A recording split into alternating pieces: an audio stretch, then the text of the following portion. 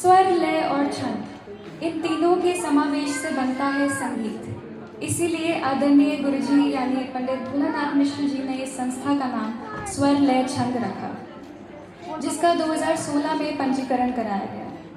स्वर, लय, छंद भारतीय शास्त्रीय संगीत, उपशास्त्रीय संगीत तथा लोक संगीत की एक ऐसी संस्था है जो न सिर्फ संगीत बल्कि भारतीय संस्कार और संस्कृति के प्रचार प्रसार का भी एक माध्यम है।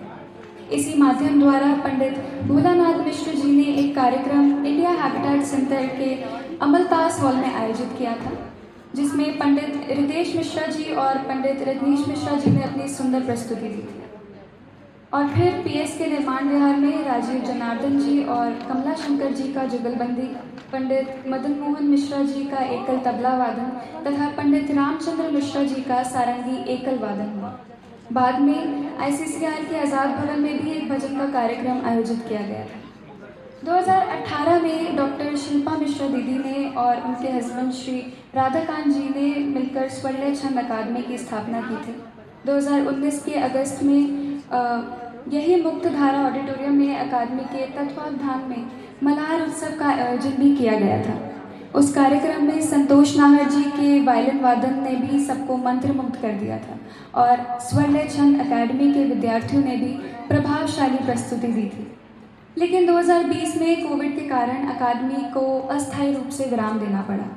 जब कोरोना महामारी के कठिन समय में संपूर्ण कला जगत मौन था और कलाकारों के लिए मंच के सभी द्वार बंद हो चुके थे, तब गुरुजी ने उनके लिए आशा का दीप जलाया।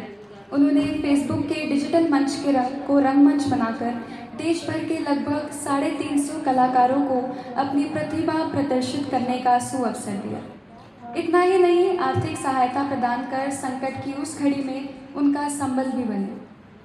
साथ ही गुरुजी ने कला जगत की कई दिग्गज हस्तियों के प्रेरणादायक साक्षात्कार भी प्रस्तुत किए, जिन्होंने निराशा के उस दौर में समाज को सकारात्मकता, ऊर्जा और दिशा दी। मैं बताना चाहूँगी कि हर वर्ष गुरुजी अपने गृह निवास में ही कुछ खास अवसरों पर 4 से 5 कार्यक्रम भी आयोजित करते हैं, जैसे कृष्ण जन्मोत्सव, राम जन्मोत्सव, गुरु जन्मोत्सव, गुरु पूर्णिमा, होली उत्सव जैसे खास दिनों पर। और इसके अलावा हाल ही में कुछ महीनों से मासिक बैठकें भी आयोजित की जा रही हैं, जिसमें कई यंग टैलेंटेड आर्टिस्ट और स्वर, लय, छंद के स्टूडेंट्स को अपनी प्रस्तुति देने का मौका दिया जाता है। इन बैठकों की शुरुआत श्री शिवम मिश्रा जी ने गुरुजी के नेतृत्व में की। संस्था के उद्देश्यों की बात करें तो स्वर, लय, छंद का एक महत्वपूर्ण विचार था सभी शिष्यों को उनकी योग्यता अनुसार अवसर देना और मंच प्रदान करना।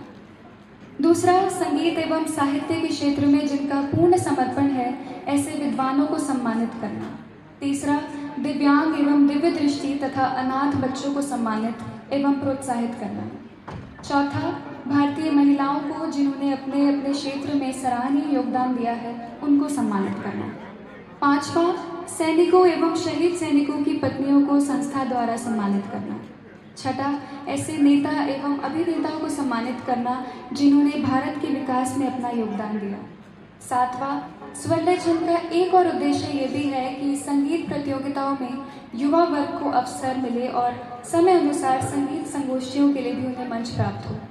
और यही नहीं, युवा वर्ग जो केवल शास्त्रीय संगीत ही नहीं बल्कि उपशास्त्रीय संगीत और लोक संगीत भी सीख रहे हैं, उन्हें भी मंच प्रदान करना। तो ये स्वर, लय, छंद का एक खास उद्देश्य हमेशा से रहा है।